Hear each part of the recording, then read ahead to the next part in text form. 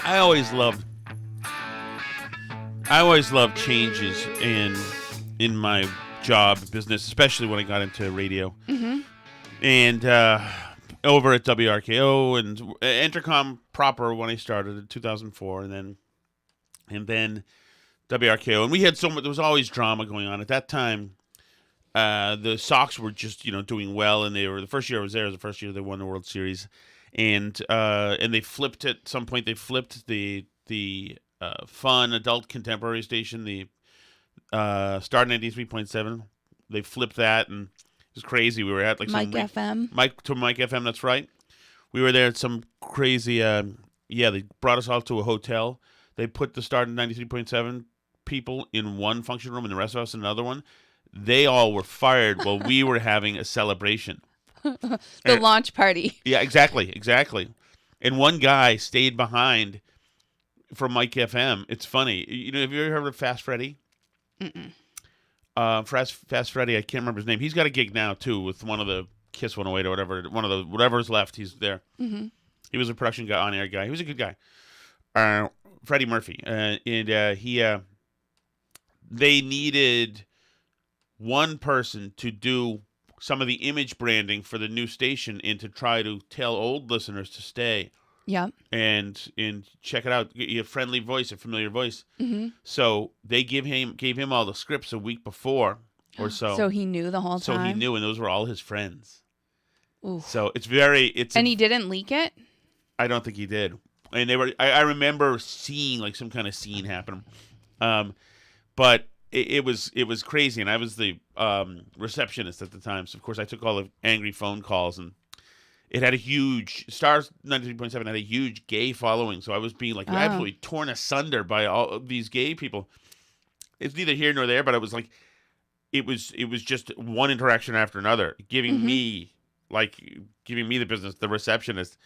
It was a crazy time. I had all sorts of people. As a matter of fact, you know what I found? Mm-hmm.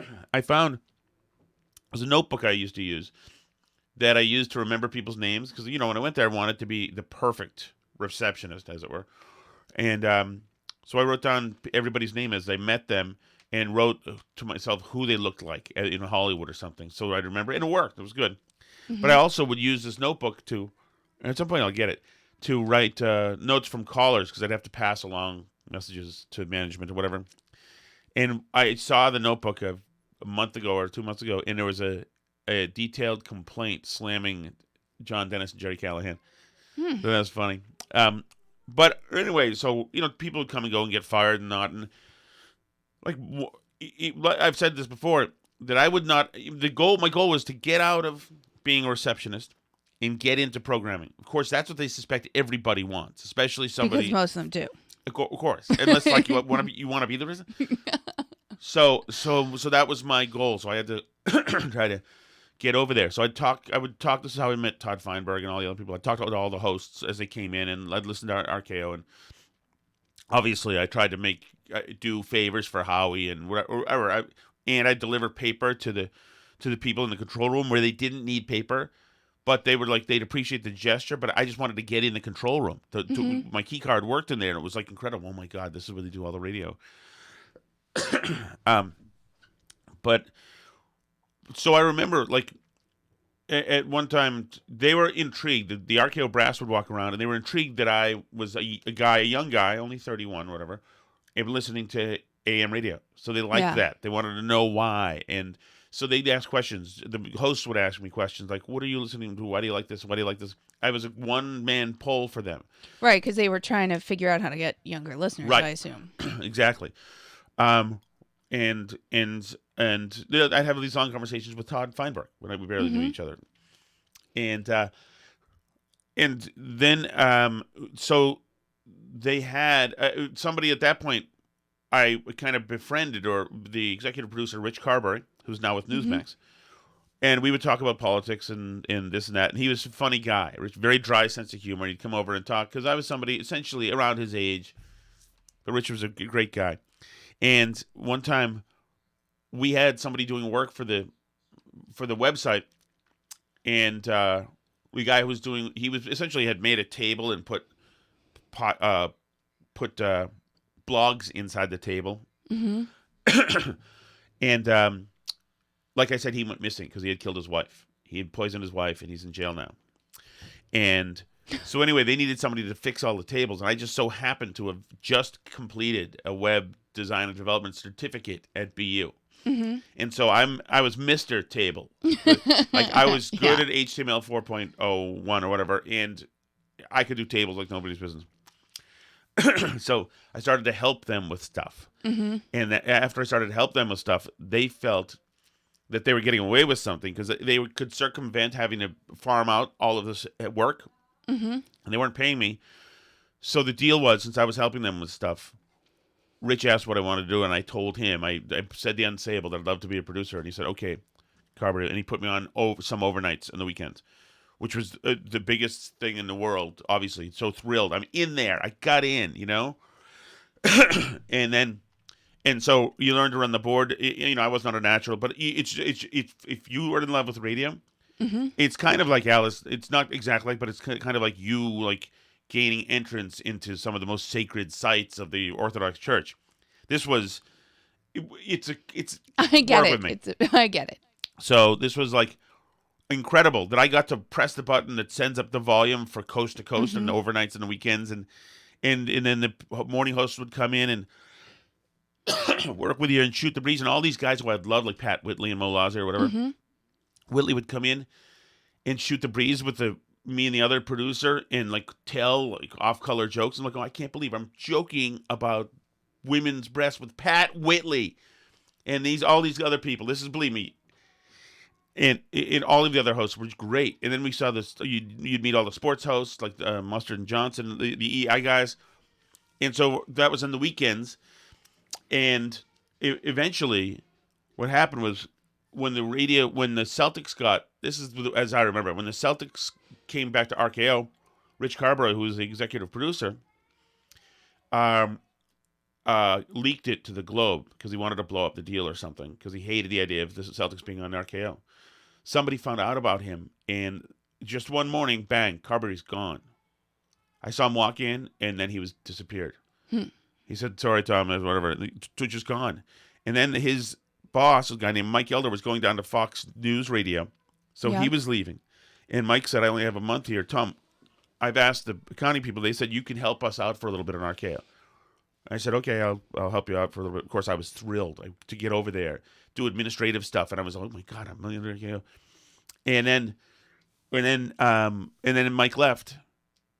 Elder left. And I was doing all the day-to-day work there in the big PD's office, program director's office. Unbelievable. A year earlier, I had been applying to be a receptionist. Now I was running the day-to-day. I didn't know how to broadcast, know anything about traffic and continuity, know anything other than common sense things.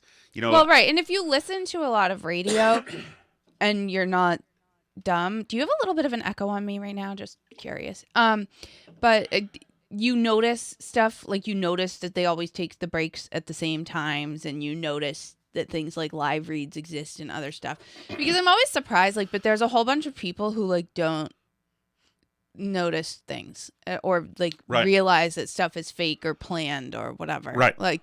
So it's always interesting to me when I talk to somebody and they're like, oh, Maddie in the morning's always mentioning how they really like this dog food. And I'm like, that's like an ad. Like somebody paid for that. They got paid to do that. And they're like, really? You think so? And I'm like, right. You think they just organically were saying all these talking points that sound the same they bring up the same 6 points about why they love the dog food every time they bring it up. They're like, oh, I never, but if you listen to a lot of radio, then you notice things like that anyway. So you're already kind of ahead of the game. Yes.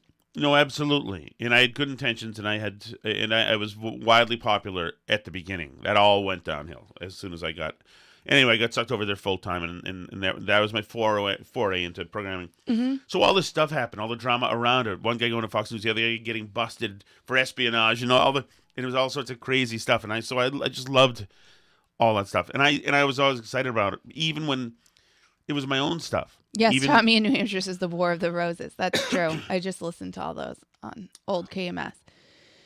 Where they have those things that they would Oh, do yes. on like Carson and Kennedy, Yes, yes. and a ton of other shows with Those were actors. hilarious. Those were awesome. I missed that part of KMS when they were getting going. I should grab more of that stuff. Those were great. Um, so like even when like I went over to WTKK at 96.9 and I got fired, I found the whole process exciting as hell. It's like, oh my goodness. So I'm going here, and then I have to go down to see Bob in accounting. It literally was Bob in accounting, and he gives me a check or something, and then I go here, and then I can have access to email for this. I've always found the process exciting. You remember that when I get fired, I was like, you were thrilled. Yeah, it was awesome. Um, but so that brings us to WEI. Today, Yeah, that was great. And I was pregnant and had to pick up a second job, and you threw yourself a birthday party in which you made me go stay in a hotel with Sally. hey, can you ask Sally if she can let the dog out? Sally, can you let Pepper out? So okay. If you need to, Sally, you can chuck a piece of that steak bone outside for her to follow it. So that brings us to EEI today, and they had a shake up there today. I don't really know what's going on. That's my company, obviously. It's both Odyssey companies. I can say this. First, I want to play the Lou Merloni. He was let go. Apparently, Mike McNansky was too. Which I I haven't. I don't think I've ever met Lou. And I haven't met Mike. I hear awesome things about Mike, and I have no real ever complaints about Merloni. But here's a little bit of Merloni today when he was let go earlier, and it was good. I'm glad they let him say something. I'm glad because a lot of times they just disappear you for good reason. A lot of times. Well, yeah, but yeah, no. When you and Graham were fired, they fired you after your show on a Friday, right? That's right. It was the night before Christmas break, I think. The PM Drive show, and you guys were both going to be off for Christmas break, but you guys had been hinting for like you knew. Ramiro and Pebbles had been in the building. So, well, we knew that almost all of the information was the format was flipping, but nobody would say anything. Yeah. And then Graham had a talk with the market manager before our show. Who said, "Okay, let's talk when we get back." And the market manager did not talk when we get back. But here's Merloni from earlier today. The end of the year, my contract runs out, so it will not be renewed, and I will be off of this radio show. Guys, I've been around this business now 15 years ago. Big O put me on the radio in 2008, and I've seen people a lot better than me kind of, moving on. So to me, it's not a shock. It's not a surprise. Like I've seen guys better than me kind of move on. So the Kirk and Jerry will appreciate that. Company's going in a different direction, but it doesn't mean I'm actually gone in this company. So I do have an opportunity, and we'll probably end up being able to do what I want to do, and that will probably be in the booth and continuing talking Red Sox. So I'm really looking forward to that. It's something that I've been hesitant about doing over the years because basically you just get comfortable. You get comfortable in your lifestyle, you get comfortable, money, whatever it might be, and it's sort of like, until I have to kind of move on, like I'm good where I am. Well, it's something I've been dealing with and thinking about for some time, and now obviously I'm going to get an opportunity to kind of pursue that. So sometimes you just need a push in life to kind of maybe take you where you need to be. And that's what I plan on doing. So we'll see where it goes. Nothing is, etched in stone right now, but hopefully for me, I'll be moving on, not on this show, but continue to kind of do what I love, and that's just talking baseball. So it's something that professionally I think I'm looking forward to, and I think I'm ready. Not to say I haven't had a lot of fun with you two, because it's been a blast. Who'd you have fun with? So that's where the clip ends. I would have liked that answer too. So I thought that was about as fine as a goodbye statement as you could give. Yeah. No self-pity, no bitching about the industry or being victimized or anything. Just it's time to go, which is pretty stoic and the good way to do it. I can imagine some of the people who I've worked with in journalism in recent years would not have gone like that. Right. Absolutely. So I thought that was good the way he went. I want to play one more cut. This is them. The end of the year, my Megan contract runs out. Who worked with at the Herald, and I enjoyed working with her. She was cool, and seemed to do a good job. Really, I mean, she had her eyes on the prize for a while. Where is this thing? Lady. Hmm? Hold on. But it's hard for me to. I veer off big time from what she says here.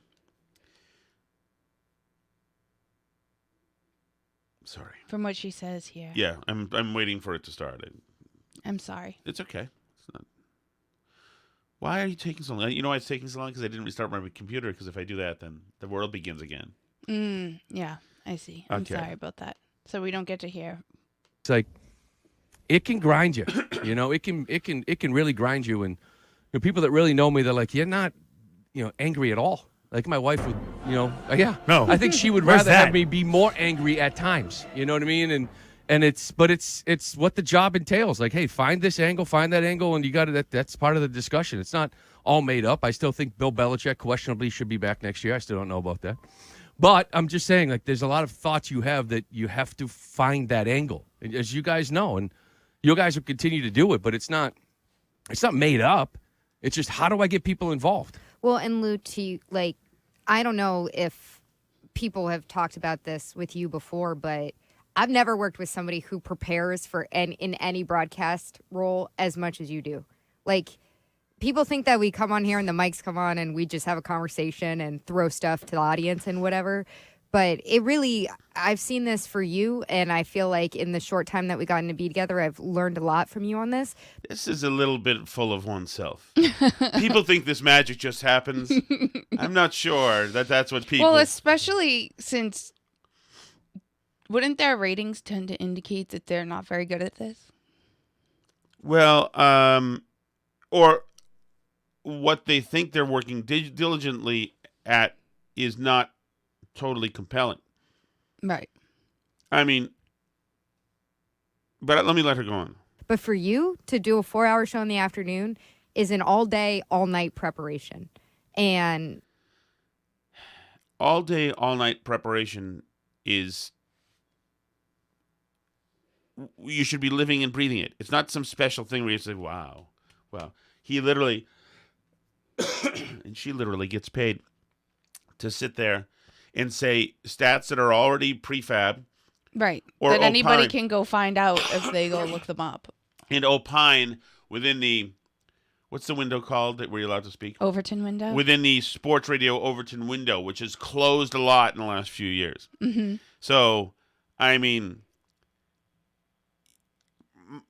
I don't love the speech. If you were going to get in there and raise hell every day, then we'll take the speech about how hard everybody's working. Because I'm sorry, and I like these people just fine, but there's not magic happening there. There's just simply not. There's not. And good for Merloni for saying that. There's a lot better people than him have left. A lot of people just can't. People can't be fire breathing like Jerry Callahan was, or go in there and light himself on fire in front of people like Kirk did, and risk everything every show, for the audience. Some people just don't have the nerve to do that, and just don't have the creativity to do that. So like, I don't listen. You worked really hard is not a. I don't think that is a compliment. He was a knowledgeable guy. That's fine. As a matter of fact, we knew Lou's limitations. I think, Megan, maybe you were the one who's supposed to lift them up. Remember? You come in there and fix all the ratings last year, then this thing isn't happening. So, I'm eager to see what you do with Red Sox roles and baseball roles in the future, because like nobody grinds the way that you do, honestly. Now, here's another thing. It's like what she's saying right now is bad content. Yeah. It's boring content. So, she doesn't want to be in trouble with management. She knows that they're very sensitive today, but everybody not saying anything, rocking the boat. So she's just doing bad content on purpose here to just be very safe, which is the problem. Honest, like I say that way, Christian, I know that you feel the same way where, like, hey, if you're off on vacation, that's a different story. You're off, whatever. Yeah. And then sometimes you still are texting us being like, hey, you guys should talk about this. And we're like, you should go back to the beach. Yeah. But so that's why ultimately, like, I'm excited to see what you do next. I'm appreciative that I've been able to see that work ethic and how much it goes into making something just sound natural and fun and engaging. But I feel like that's something that when you leave a show like this, nobody ever really gets to appreciate on the outside. Yeah. Real quick. So if you, I know a lot of people are going to want to call in. Yeah, we don't need we accept those, but I only want you, it has to be somewhat funny.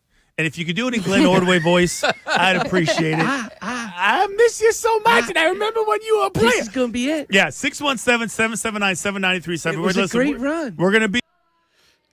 So I think that's emblematic of the problem. Mm-hmm. You have a day today where there's special attention on you. There's no way Jerry and Kirk would have squandered that. They would have said, everybody's listening today.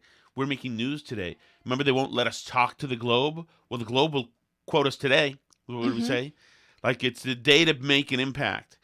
But I just don't get it. I always assume with my show in Connecticut, I've always assumed that I would be fired. I can't believe it's been this long. It's not a good sign that it's been this long. It means Nobody's paying attention. Right. Exactly. But I don't. I like my management, and they're not jerks to me. So like, I'm not going out there to give them. For the most part, you have free reign. Yeah. Yes.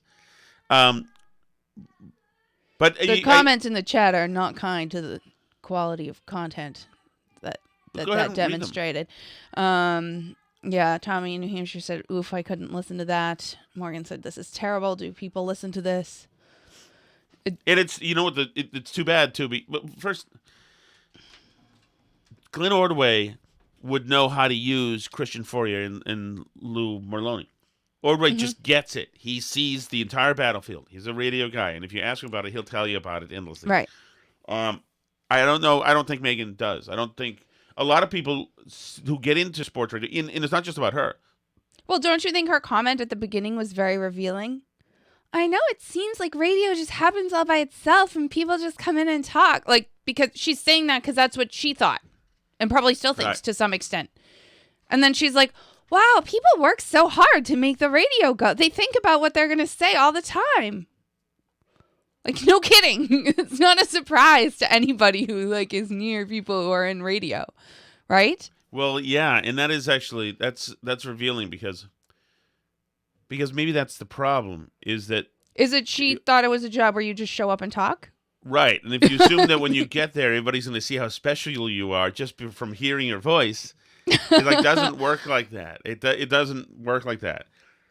I mean, I don't. Well, that's why everybody's podcast on the earth that everybody makes is it's just us. We're here. We're making a podcast. Right. Right. And they all sound just like people talking, and they're lame because that's what people think goes into it. Yeah. No. And it's weird because there's this proliferation of content that is terrible. What I do, I love doing this for all those years, but there's more content than ever, but more of it is bad than ever. And that's, it's kind of happening in radio too. And it's funny because I think part of the problem here, where there's so much mediocre content being produced, part of the problem is the same thing that's happening in art and in writing with the AI stuff, with these chat AIs and art AIs and stuff. Have you been following any of this discussion around these programs? AIs? Yeah. They write stuff. Yeah. Or they make pictures. Remember your cousin's boyfriend was showing us at Thanksgiving. He has that Dolly one, and we were putting prompts in it, and it makes a picture of stuff. Right? So there's all this discussion because obviously this is going to, it's not going to replace quote unquote great art. Right? Right.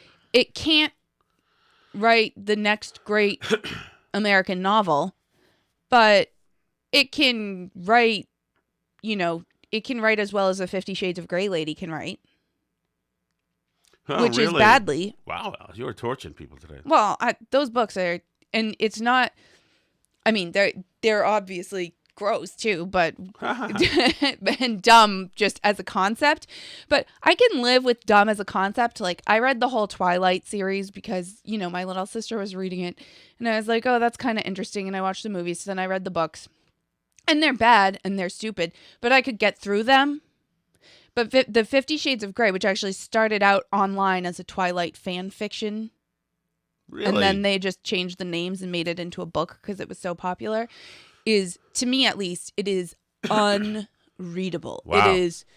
It is like I think maybe one of the only books that I downloaded the Kindle sample and like read the first 2 pages and was like, I can't even read this. It's just too badly written.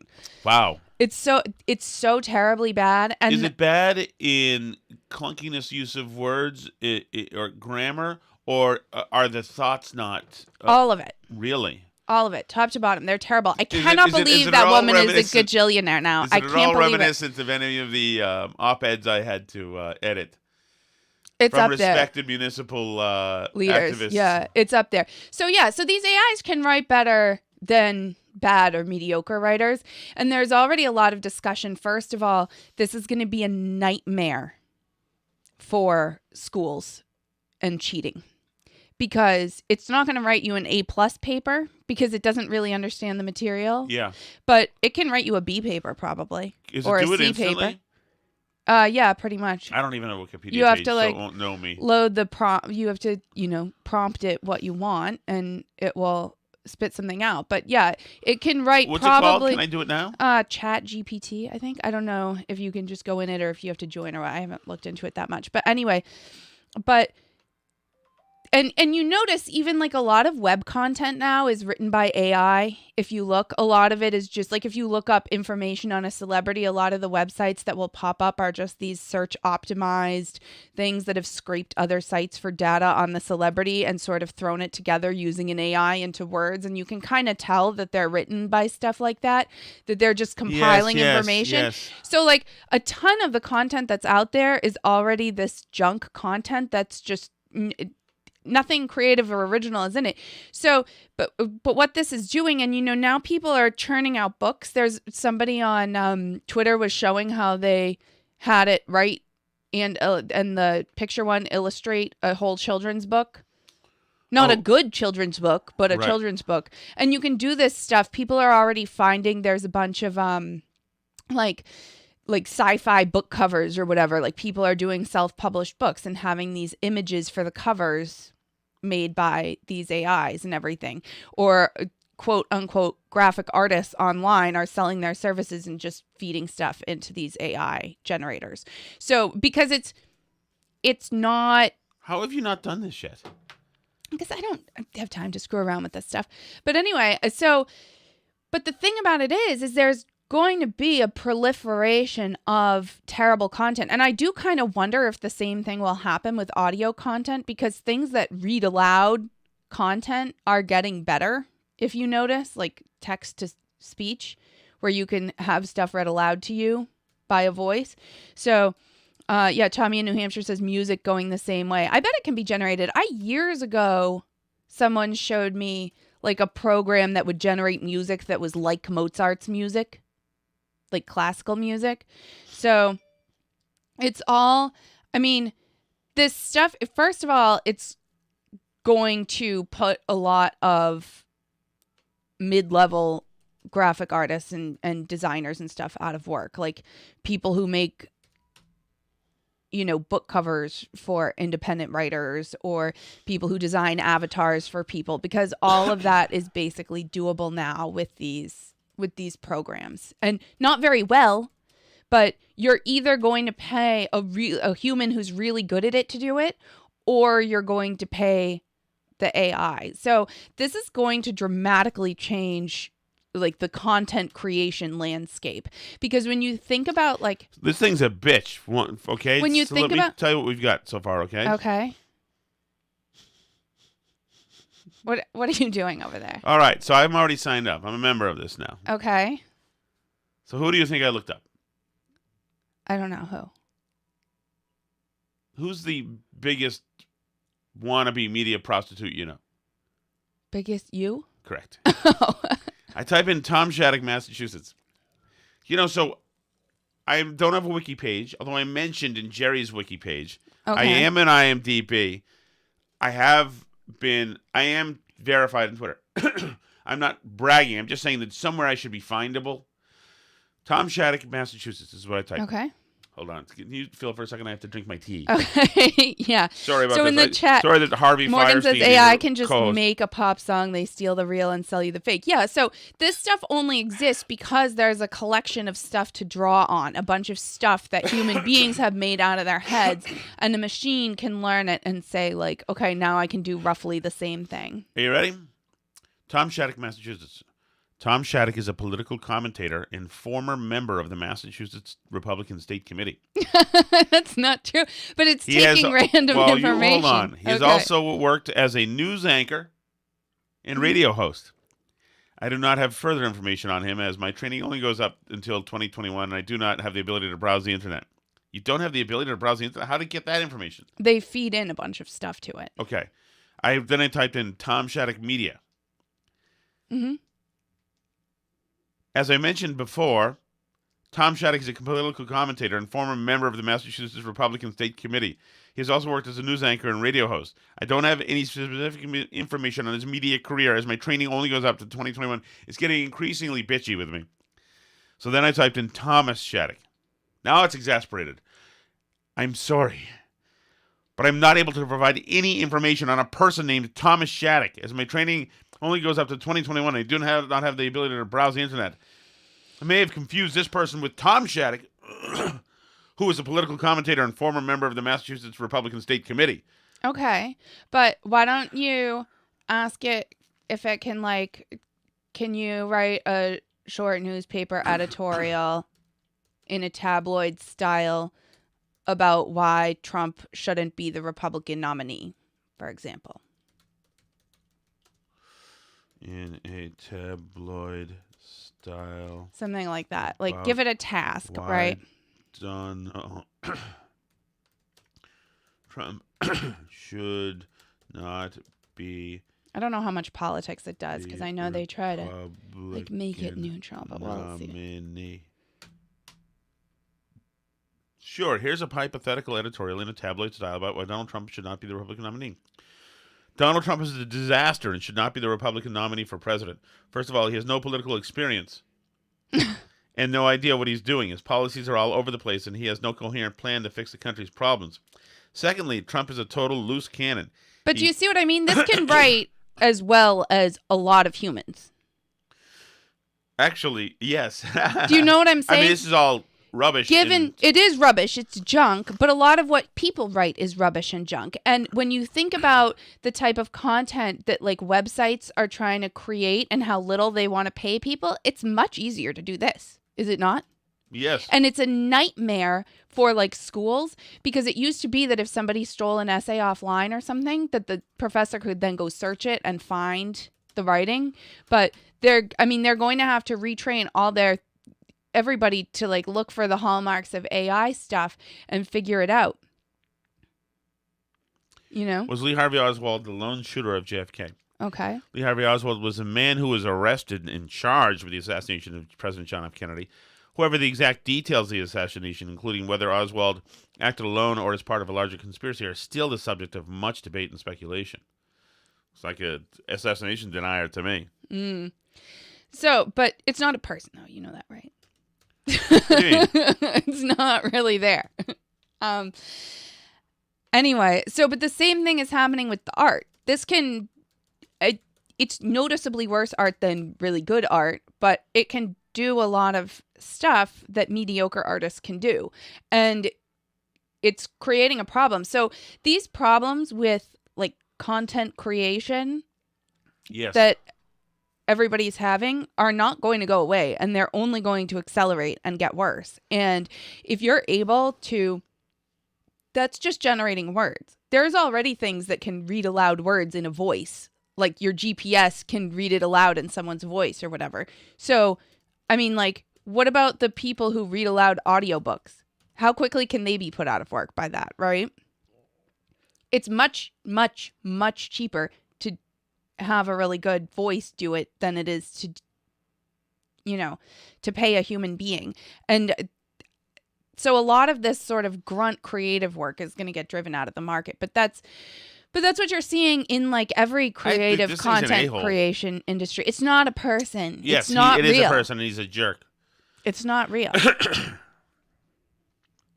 Are you real? I am a large language model trained by OpenAI. I am not a real person, but I have been designed to... Only a real person would answer like that. This is a real person. Okay. Okay. Anyway, but this has been... A lot of people are talking about this right now because this has advanced... And the artwork stuff has advanced a lot in a very short amount of time. And, I mean... I don't know. It's hard to say. Bad news for you, Alice. What's bad news for me? Your buddy... My buddy? Sam Bankman-Fried was arrested in the Bahamas. Oh my goodness. I just don't know. Poor guy. As a matter of fact, I'm glad you mentioned that, Alice, because was Sam Bankman... It doesn't know anything past 2021. Can you leave it alone? This is not... We're trying to do a show here. Hello? We are? Yes. Hold on. We're Are we done playing with the AI. to do a show here? Cut it out. I was just trying to raise the point about this thing and point out to you that AI is now better at things than a lot of mediocre people. Yeah. I mean, it's not going to come up with a creative idea for a column, but like... Are you going to be sitting here with AI in a month? I'm going to talk My co-host. Just going to talk to an AI version of you, and it's going to be that much easier for everybody to deal with. But yeah, I think it's interesting what's happening to all kinds of media right now. I mean, like, I think newspapers are screwed, obviously. You think? Newspapers are done. But not just newspapers. This means that potentially, like, online writing is done for a lot of people, too. Mm-hmm. Right? Or at least that it's going to change significantly. Because imagine, for example, how much easier your process would be. Remember at the Herald where you were writing an editorial every single day? Mm-hmm. If you could feed the idea for the editorial into that, have it spit out 500 words, whatever, and now you just take that, what it spit out, and edit it into something. It's not going to be as good as if a good writer really wrote it, but it's going to be okay. Well, I mean, can you coach it? Can you give it... I mean, I wouldn't want its analysis. I would need but you can its give version of my analysis. Right, but you can get really specific in your prompts. You know what I'm saying? Yeah. So you can give, like, the concepts that you want it to touch on. And then, like, there's already writers saying that they want to use it for, like, writer's block or whatever to get them started, like, to get an idea and work off of it and then expand it and edit it and make it into something.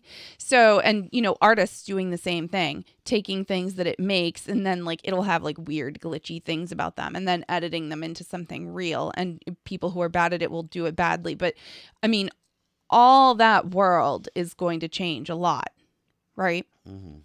So there's going to be, media is going to change.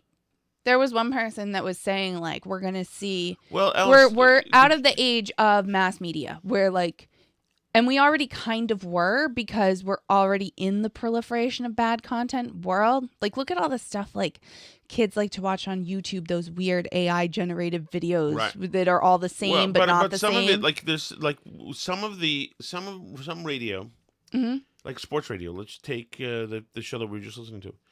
Some of that stuff is so vanilla that, of course, it can be duplicated. Of course. And the analysis, there's not much strong color. It's very safe, so nobody's going to get hurt. They could just replace it with AI. I would have listened to it when I loved the Patriots, like loved them, like in 2007. I would have listened to AI generated Patriots talk, any Patriots talk, because it was kind of background noise, but it was all, it's Patriots porn. It was all like stuff you wanted to hear. So I agree with you. And actually, but it's so funny because when you talk about, like, AI generated content and mediocre content being almost indistinguishable, it's really true. And, like, what we've seen is so much proliferation of mediocre content out there, whether it's podcasts or like Netflix shows.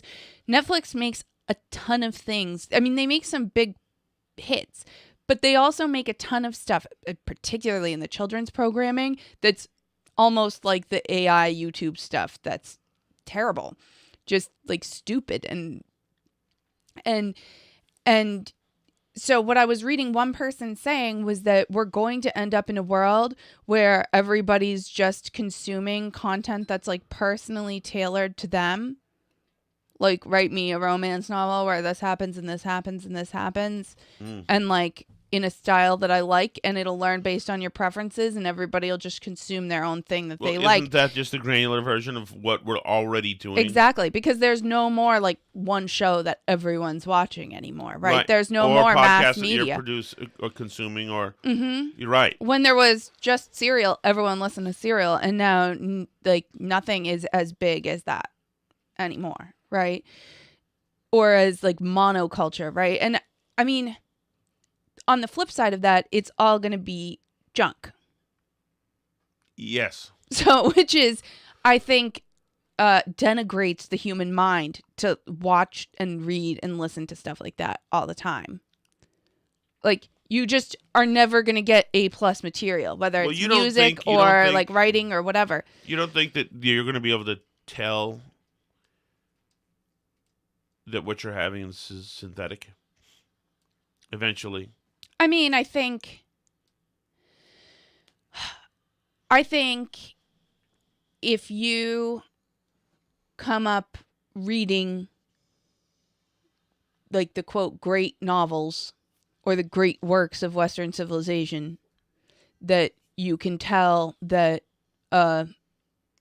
50 Shades of Grey style book generated by an AI is not the same thing. That it will not touch your soul and enlarge your mind in the same way. But I think that more and more people have never experienced that feeling. Yeah, but there will be signifiers that people will use. But a lot of people consume a lot of dumb content now. Well, so I don't know why they would. There will be signifier people use to. Mm-hmm. I mean, a lot of people put on NPR because that's what you put on if you're thoughtful and upper middle class, and you've got the BMW X7. That's what you have that on because you're smart and you're intellectually curious. Mm-hmm. So but you don't think NPR is formulaic? I do, but that's what it's positioned as. So of course it is. But so I think that people will also make sure that they can have a signifier in their content that shows that they're a better kind of person. Right. That they're a Starbucks person, not a Dunkin' Donuts person. Right. I also think people who are good and creative will use it. John in the chat said if AI could generate compelling books or movies, that'd be entertaining. Yeah, I still think you need a person with an idea behind it to do something good and to have it make sense. Because, like I say, AI doesn't know how, like, plots work, right? It needs a human to like shepherd it through that stuff. But, it can do a lot of the actual writing part.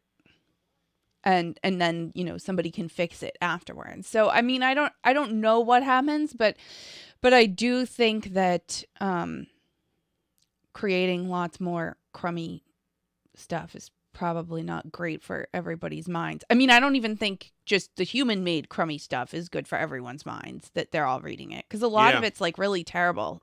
And I'm kind of picky, but I'll read stuff that I think is bad. Well, you're talking about reading, but this can all be obviously text to voice.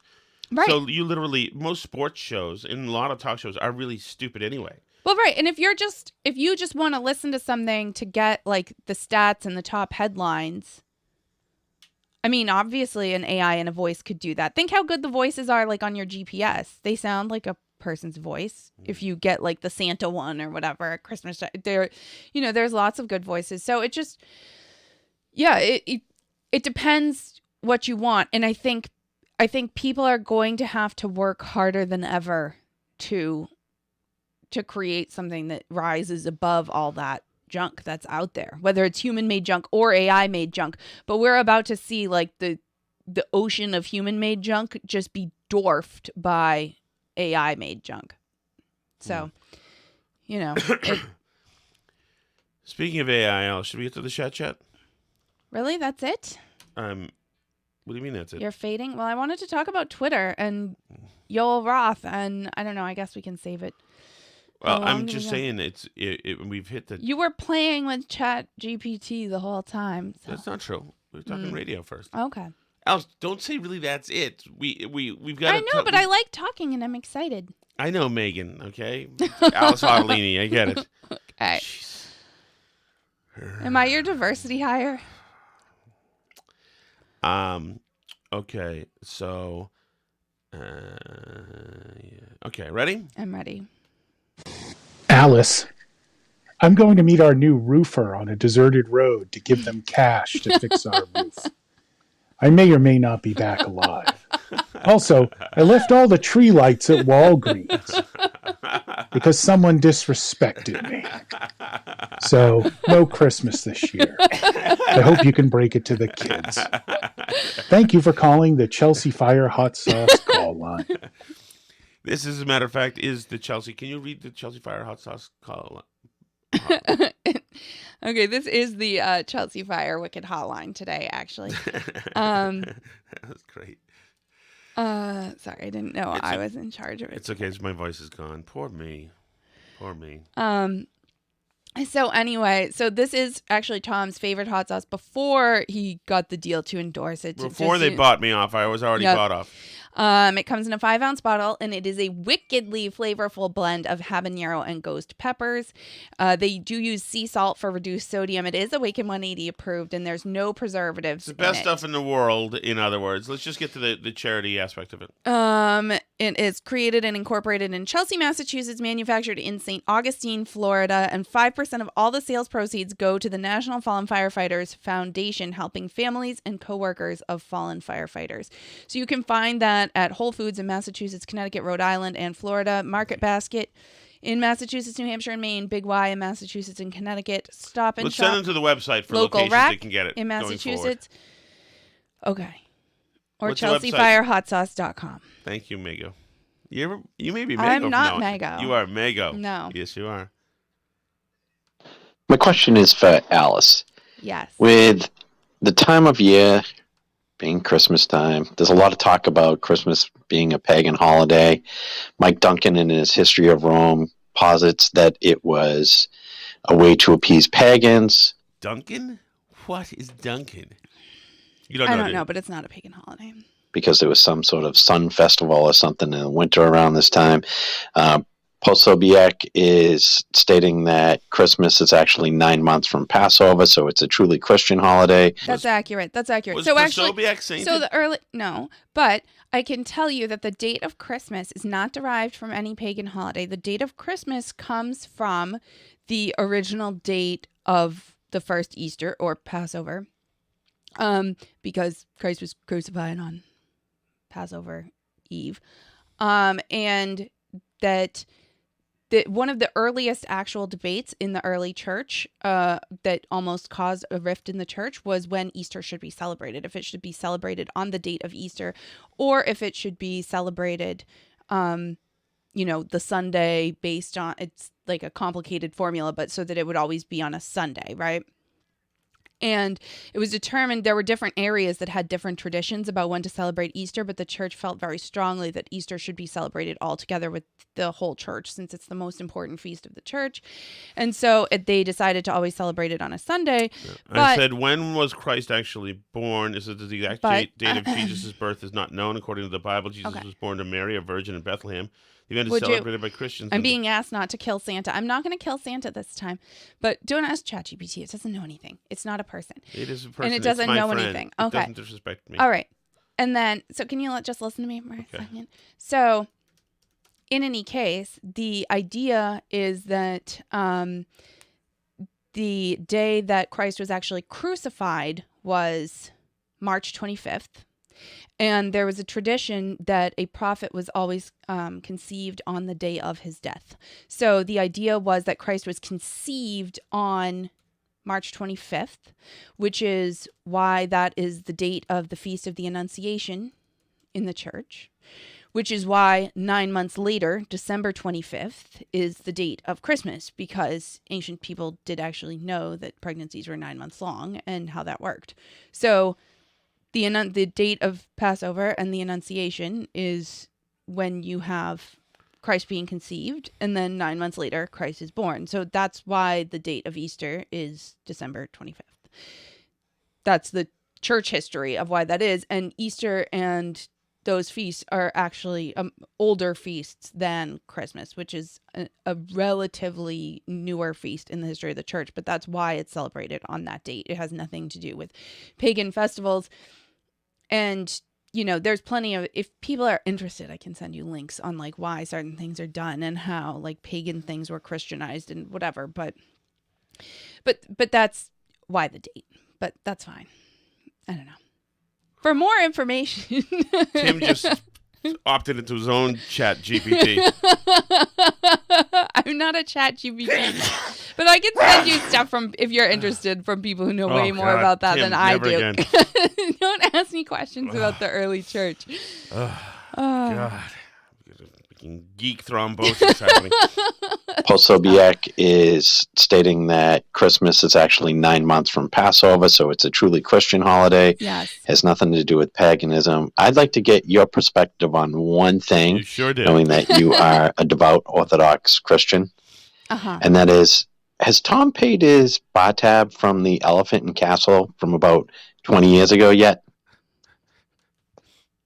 I can tell you that. I don't know what that is. No, the Elephant Castle was at the Guest Quarters Hotel on, was it Devonshire Street, maybe?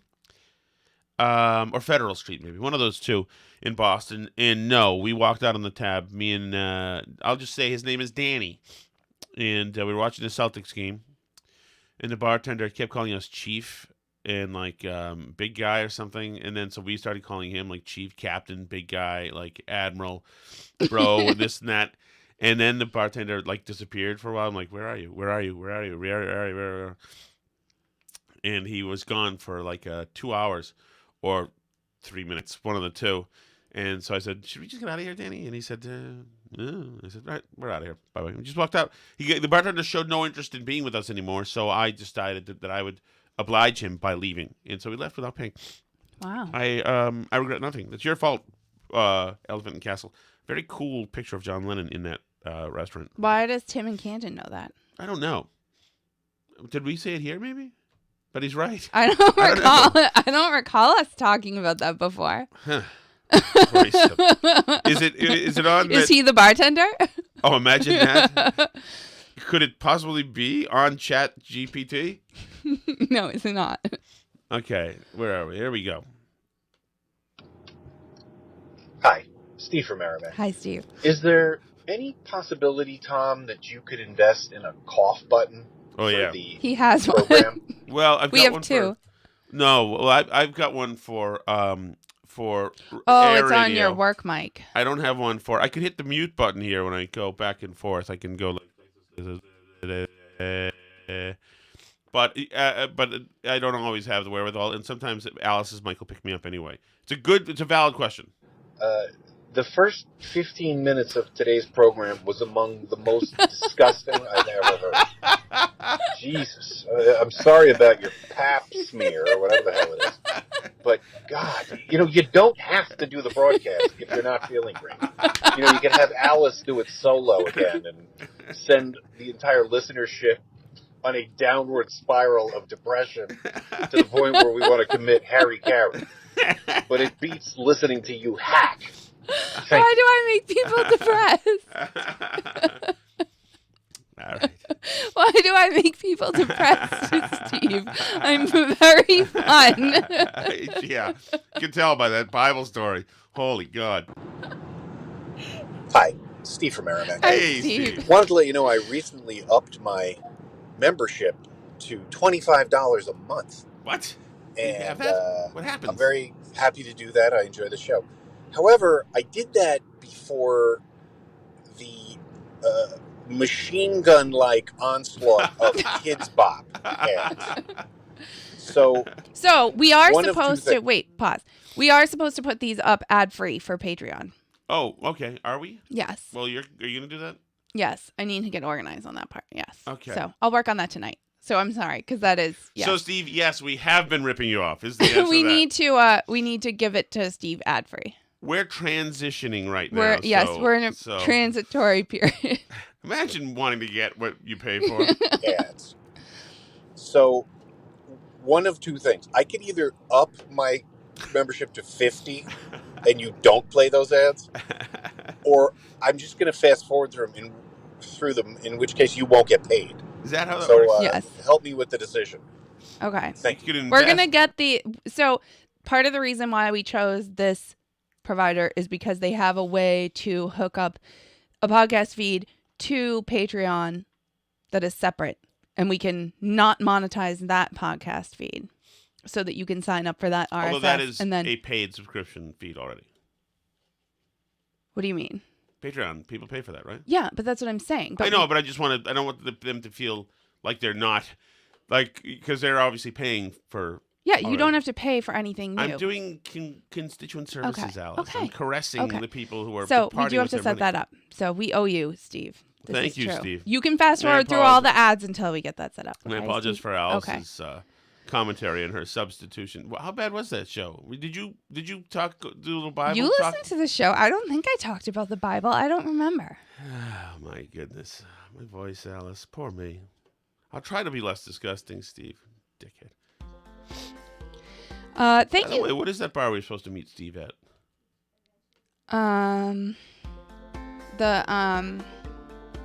It doesn't matter. The Old Salt. No. Anyway, appreciate it, everybody. Appreciate it, Patreon listeners. I will get that second feed up and running with versions that do not have the ads in them for you. You can always, of course, find the free version with the ads at burnbarrelpodcast.com and all the different places to listen, YouTube, Rumble, places like that. Enjoy these words from our friends at Kids Pop.